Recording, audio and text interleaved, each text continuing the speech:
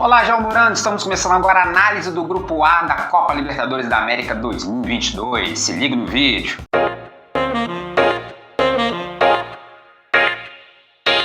Iniciando então nossa análise sobre a Copa Libertadores das Américas 2022, Grupo A, eu peço para você, antes de continuar assistindo o vídeo, se inscreva no canal, dê o seu like lá, depois de assistir o vídeo, deixe o seu comentário, a sua crítica, a sua sugestão para a gente continuar fazendo aqui o nosso trabalho. Então nós temos 4 equipes no Grupo A, que é o Palmeiras, a equipe de São Paulo, do Brasil. Não vamos falar do Palmeiras, obviamente, né?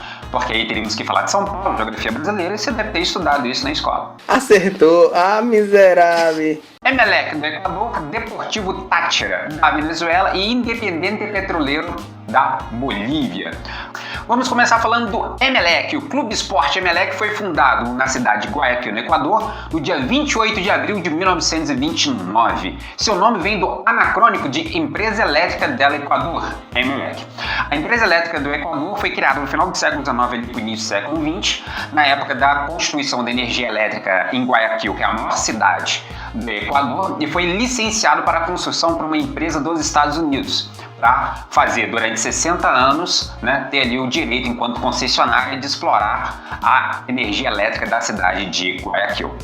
Sua fundação, a fundação do clube, ocorreu a partir de uma assembleia dos empregados encabeçada por George Capwell, que é um norte-americano, veio dos Estados Unidos para ser superintendente da empresa, né, para administrar a empresa. E vendo a questão do futebol já existente ali em Guayaquil, né, ele funda o Emelec. Também foi o primeiro presidente do clube. A intenção ao fundar o Emelec era induzir seus funcionários à prática de esportes. Então não era somente futebol, tinha outras práticas esportivas ali.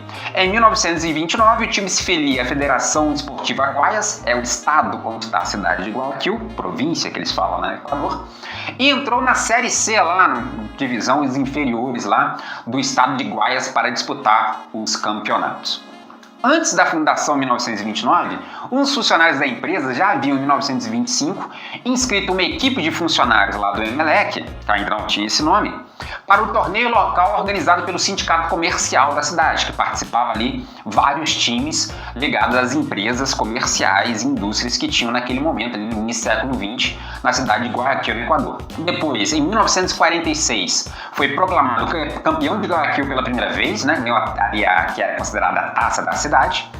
Somente em 1951 que começa o futebol profissional no Equador, mas ainda não tinha o campeonato nacional do Equador, né? Não tinha um campeonato nacional, tinha apenas os campeonatos de cada província, de cada região ali. E aí, em 1956, então, o Emelec conquista seu primeiro título profissional ao se tornar o campeão de Guayas, do estado de Guayas, da província de Guayas, depois de empatar com o Barcelona de Guayaquil, Barcelona também da cidade, diante de 30 mil espectadores ali no estádio Capwell. O Emelec possui 14 títulos nacionais no Equador e 29 participações na Libertadores. Sua primeira participação foi em 1962 e o melhor resultado foi em 1995, quando chegou à semifinal, perdendo para o Grêmio, que viria a ser campeão naquele ano. Essa foto aí mostra o time do Emelec de 1995, semifinalista da Libertadores, considerados por muitos lá no Equador como o melhor time da história do Emelec. Além disso, o Emelec tem 10 participações na Copa Sul-Americana. Se classificou para a Libertadores de 2022 por ser o vice-campeão equatoriano no ano de 2021. O escudo tem um design espanhol com o cinto dividido em 2 quartos, com a parte superior composta por estrelas que não representam o número de títulos do Emelec, mas sim as 24 províncias que constituem o Equador. Então as 24 estrelas brancas no fundo azul são as 24 províncias que constituem o Equador, e na parte de baixo tem o nome Emelec escrito em 2 listras azuis e brancas alternadas ali, onde você consegue ler Emelec direitinho na parte inferior ali. Originalmente, a cor da camisa do uniforme era preto e ao longo dos anos as cores mudaram até atualmente ter as cores azul e cinza. Se reparar aí no camisa do 2022 aí do Emelec, né?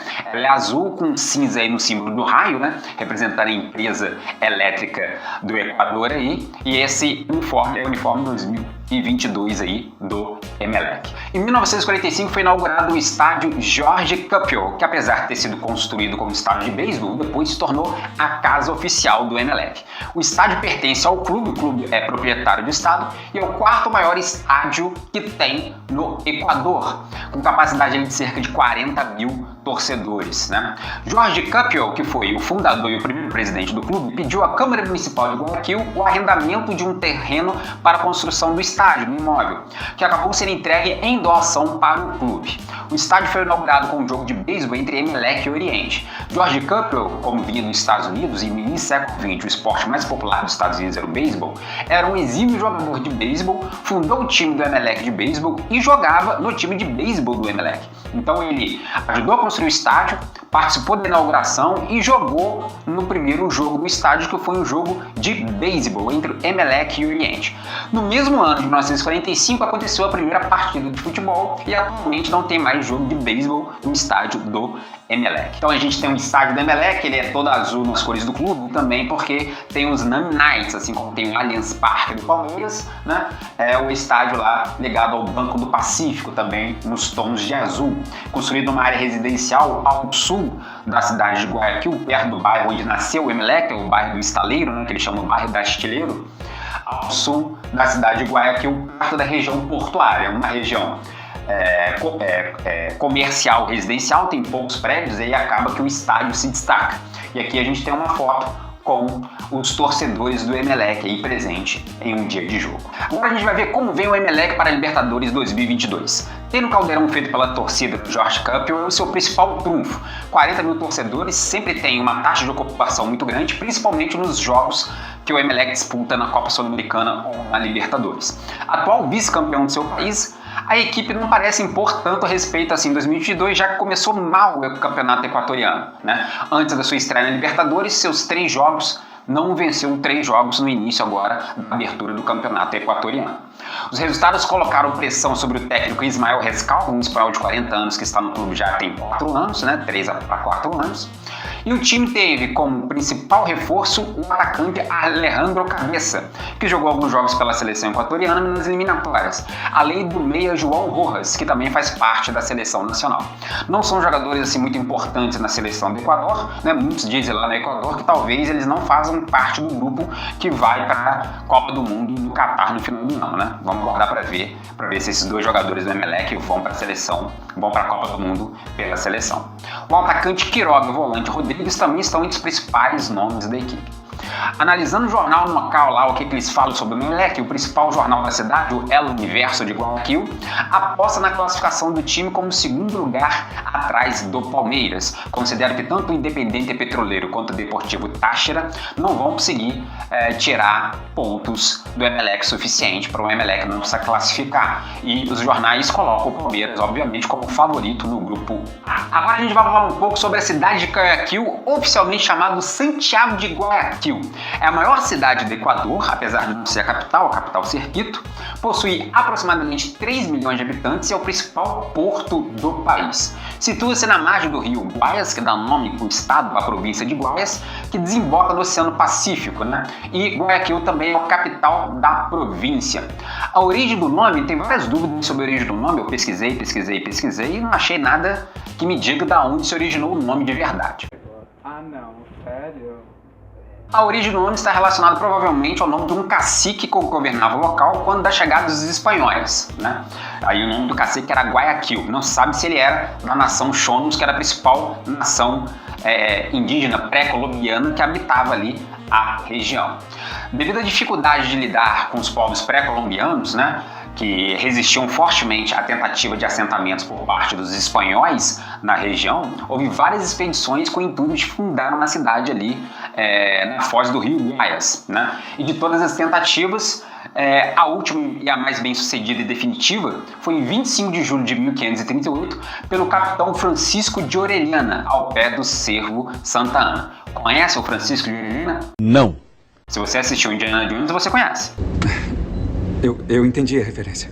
Durante a época colonial, destacou-se como principal local da região para o comércio e navegação, com estaleiros sendo construídos ali na foz do rio, né, com embarcações sendo construídas com madeiras das florestas tropicais ali da região do estado de Guayas, onde hoje ali está a cidade de Guayaquil, né? Aqui a gente tem um mapa antigo, né, da foz de Guayaquil, né? O rio Guayas vem e aí ele desemboca aqui, né, num tipo um golfo aqui que tem uma ilha, e aí fica uma área bem protegida ideal para se construir um porto. E aí a cidade de Guayaquil surge em torno dessas mediações aqui. O brasão da cidade de Guayaquil e a sede do governo estadual na cidade de Guayaquil, que é um edifício da época aí colonial. No período colonial, a cidade começou a crescer a partir do Cerro de Santa Ana e em pouco tempo se tornou um importante centro comercial, mantendo seus laços comerciais com o resto de toda a região do Pacífico. Em 1763, a cidade tornou-se o centro do governo de Guayaquil, com o Decreto Real de 1803, que o governo de Guayaquil, que pertencia até então ao vice-reinado de Granada, passa a voltar para o vice-reinado do Peru, devido ao alto fluxo comercial existente para melhorar a defesa militar contra corsários e fortalecer o estaleiro.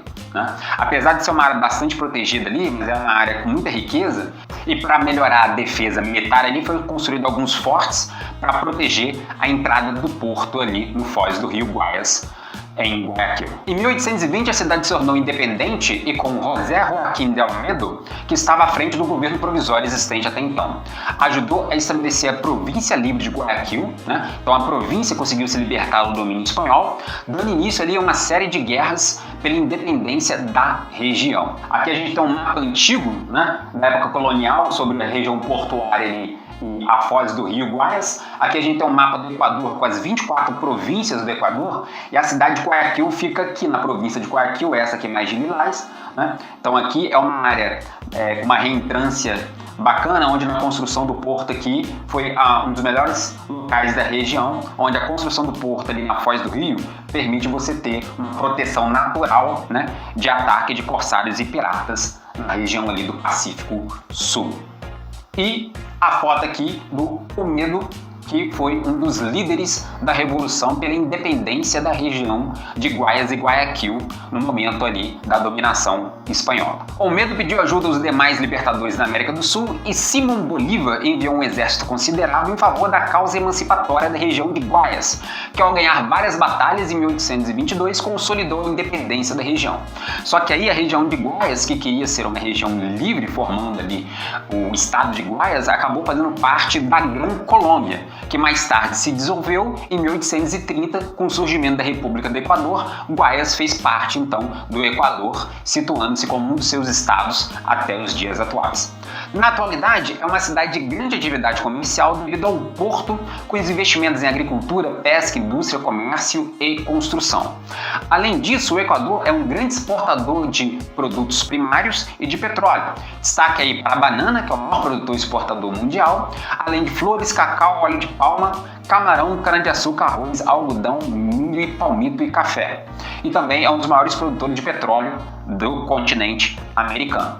O porto é responsável por 70% do comércio de todo o território do Equador, sendo um dos principais portos existentes no Pacífico Sul.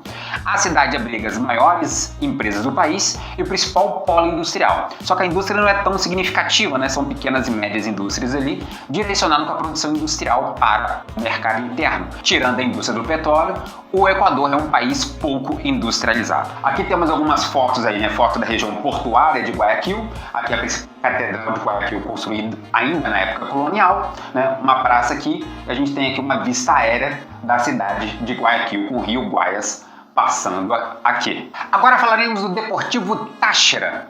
É um clube venezuelano que tem o futebol como destaque, apesar de ser um clube poliesportivo, com vários outros esportes sendo praticados ligados ao clube. É sediado na cidade de San Cristóbal, na Venezuela, que é a capital do estado de Táchira. É um dos clubes de maior torcida do país, apesar de não ser um dos mais antigos. Já foi campeão nacional 8 vezes, acho que é 9 agora, né, com o ano de 2021. 9 agora com o ano de 2021. Já participou 24 vezes da Libertadores, tendo como a melhor participação as quartas de final em 2004. É o único time da Venezuela que já passou da fase de grupos, né? Sabe como é que é o futebol da Venezuela. Não sei. Foi fundado em 1974 por iniciativa do italiano Gaetano Greco. E o nome do clube foi São Cristóbal Futebol Clube da Juventus de Greco.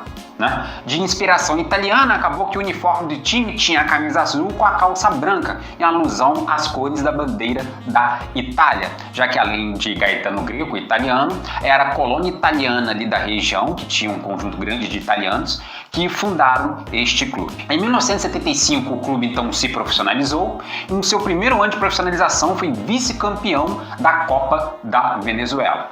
O time se tornou tão representativo do povo de Táchira que esse sentimento de identidade levou a população a pressionar para que houvesse uma mudança no nome do clube, deixando um pouco as suas raízes italianas. E em 1978 o clube então se torna Deportivo Táchira, adotando o nome em relação ao estado aonde o time está sediado. Em 1979 ganha seu primeiro campeonato venezuelano, né?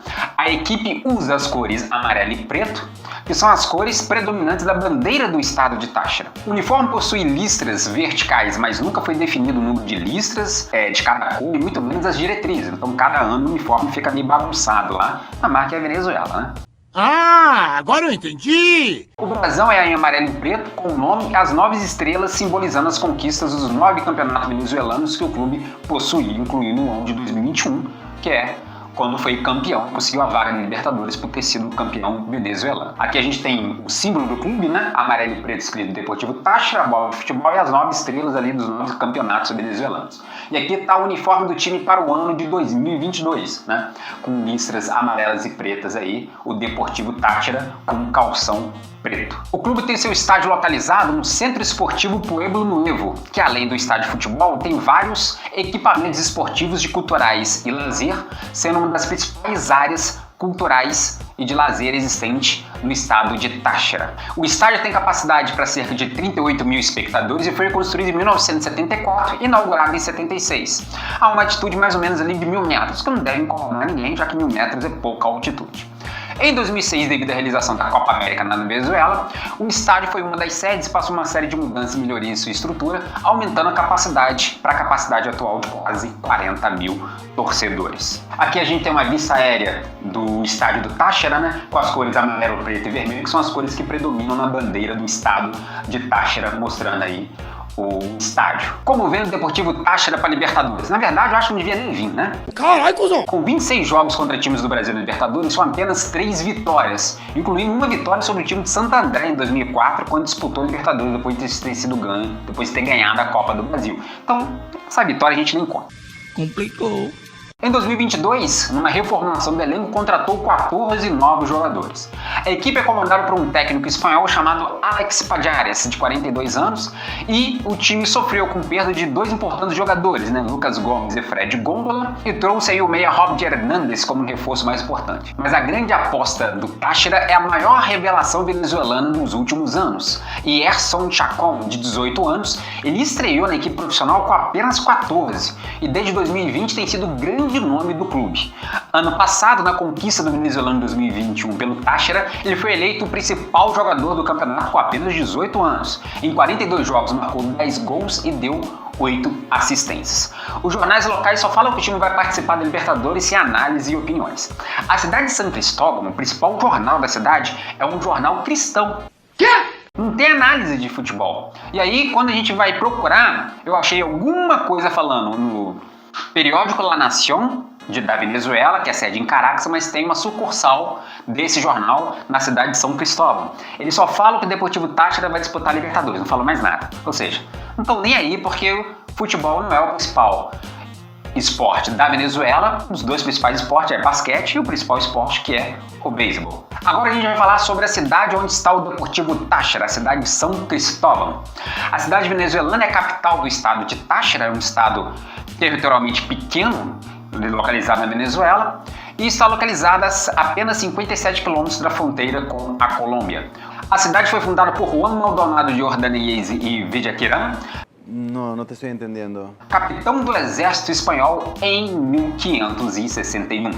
Tem uma população de cerca de 500 mil habitantes, com uma região metropolitana de 1,2 milhões de pessoas. Antes da chegada dos espanhóis, a região era habitada por tribos pré-colombianas chamadas Arawaks e os Caribes, né, na região ali perto do Mar do Caribe. A cidade se desenvolveu pouco durante o período colonial e mesmo depois da independência da Venezuela em 1830, a cidade não tinha muita expressão dentro do território venezuelano. Em 1856 é que foi criado o estado de Táchira e a cidade foi nomeada capital, se tornando a partir desse momento um importante centro comercial, principalmente de escoamento de cacau e café produzido na Venezuela e nas Guianas, que era exportado pelo porto da Colômbia, já que está próximo ali da fronteira.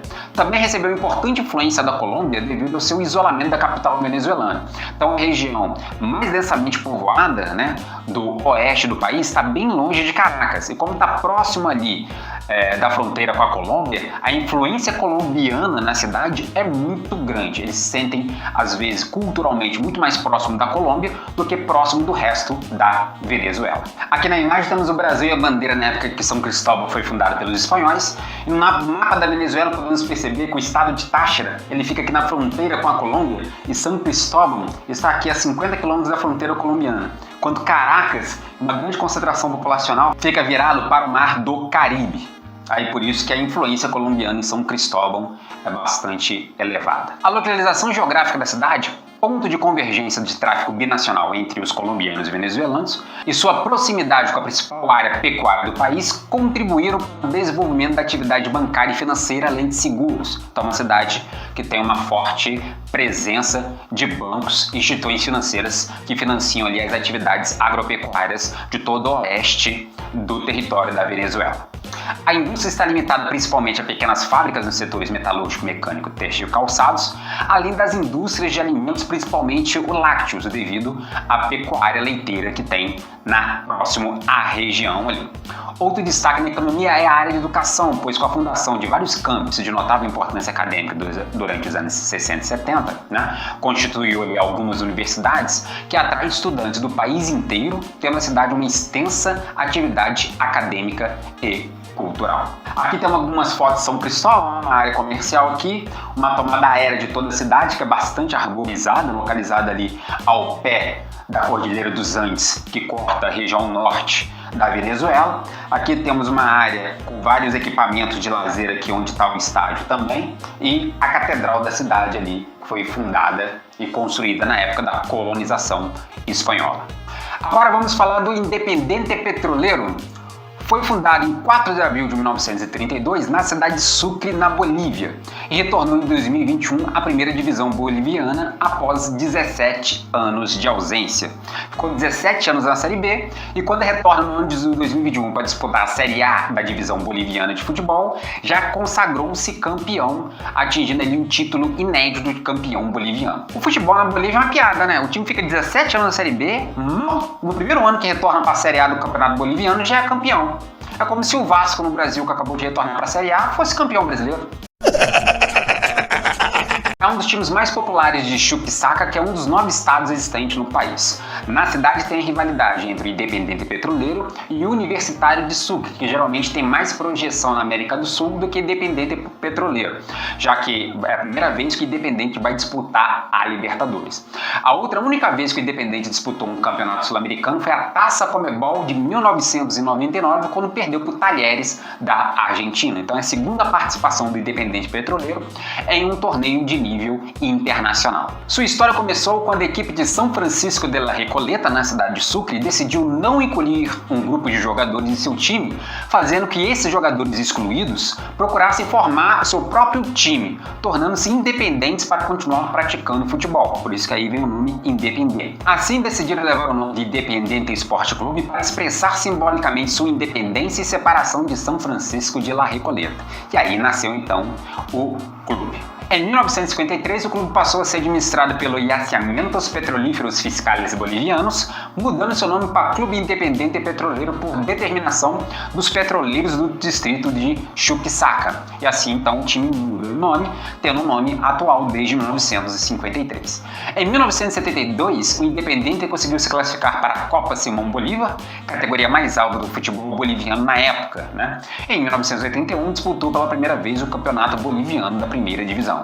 Entre indas e vindas entre a Série A e a Série B, ele se estabeleceu na primeira divisão ininterruptamente entre 1990 a 2003, quando caiu para a Série B do Campeonato Boliviano, ficando 17 anos na Série B do Campeonato Boliviano até retornar para a primeira divisão e ganhar o Campeonato Boliviano em 2021. Aqui a gente tem uma foto, né, do time erguendo a taça de campeão boliviano do ano 2021. A princípio, como homenagem e reconhecimento aos padres hispânicos que ajudaram na fundação do clube, né, as cores do seu casaco eram vermelho e amarelo, mas com a mudança da administração, o amarelo seria substituído pela cor chumbo. As cores em definitivo são a cor vermelha, que simboliza os fundadores do clube, e a branca, em homenagem à cidade branca de Sucre, berço da independência da Bolívia. Aqui a gente tem um uniforme para o ano de 2022 aí, do Independiente Petroleiro. Os jogos da equipe em casa é no Olímpico Pátria, que tem capacidade para 32.700 espectadores e é propriedade do governo departamental de Chuquisaca, estando a 2.820 metros de altitude, que é a altitude da cidade de Sucre.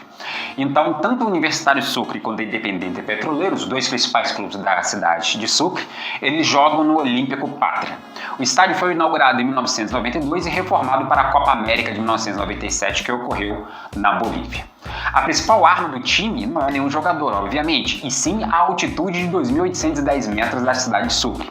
Não se compara com os 3.600 de La Paz e nem as quase 4.000 metros que tem, por exemplo, Oruro ou Potosí. Mas é uma altitude considerável aí.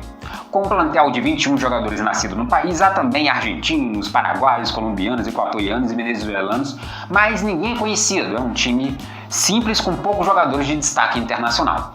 O mais conhecido entre eles é o atacante Cristaldo, contratado nas últimas semanas para jogar Libertadores, que já teve passagens pelo futebol brasileiro. O destaque do time é o jovem Yesty Martínez, com passagem pela seleção nacional, como principal aposta do clube ali. O jornal local chamado El Correo del Sur da cidade de Sucre aposta que os comandados do técnico Juan Robledo pode surpreender, principalmente aproveitando a vantagem ali da altitude de Sucre, né? Considerando ali que talvez eles consigam se classificar em segundo no grupo A da Libertadores, depois o Palmeiras, tirando ali o Emelec, que é o segundo favorito do grupo. Aqui a gente tem uma imagem aérea do Olímpico Pátria, o estádio onde o Independiente Petroleiro mandará seus jogos na Libertadores da América. Agora falaremos da cidade de Sucre, onde está estabelecido o Independiente Petroleiro. É a capital constitucional da Bolívia. Bolívia é uma zona, a capital é La Paz, tem a capital jurídica não sei aonde, a capital constitucional é Sucre, apesar de todos considerarem a principal capital do país a cidade de La Paz. Além disso, é a capital do estado de Chuquisaca, com cerca ali de 300 mil habitantes, né? Está no centro-sul boliviano, a 2.800 metros de altitude ali na região dos Andes, e já teve outros nomes ao longo de sua história, como Charcas, La Plata, Chuquisaca. Teve tanto nome que a cidade é conhecida como a cidade dos 40 nomes. Vai lá entender isso, né? Isso me irrita! A cidade foi fundada em 1538 com o nome de Ciudad de La Plata de Nueva Toledo, devido às minas de prata na região ali do Alto, chamado então Alto Peru, ali na Bolívia, né? Por Pedro Anzúrez, em 1559, o rei Filipe II da Espanha instituiu a audiência de Charcas em La Plata, com autoridade sobre uma área que cobre hoje o que é o Paraguai, sudeste do Peru, norte do Chile, Argentina e boa parte da Bolívia. Então foi uma capital dentro do processo de colonização espanhola, que era autoridade sobre uma área relativamente grande. Em 1609 foi fundada a arquidiocese da cidade, e em 1624 foi fundada a Universidade de São Francisco Xavier, uma das universidades mais antigas da América do Sul. Aqui a gente tem o mapa da Bolívia, né? Temos os estados aqui, então o estado de Chuquisaca está aqui e a capital Sucre se encontra aqui na região mais ao sul da Bolívia, e toda nessa parte central aqui onde passa a Cordilheira dos Andes, na território boliviano. Aqui a gente tem uma estátua do fundador da cidade e aqui o brasão de armas do município com a coroa ali na época da colonização, e aqui a gente tem uma foto de uma área de um convento ali que foi fundado em 1609 e é patrimônio mundial da humanidade. Até o século XVIII, La Plata, ainda não Sucre, foi centro judicial, religioso e cultural da região.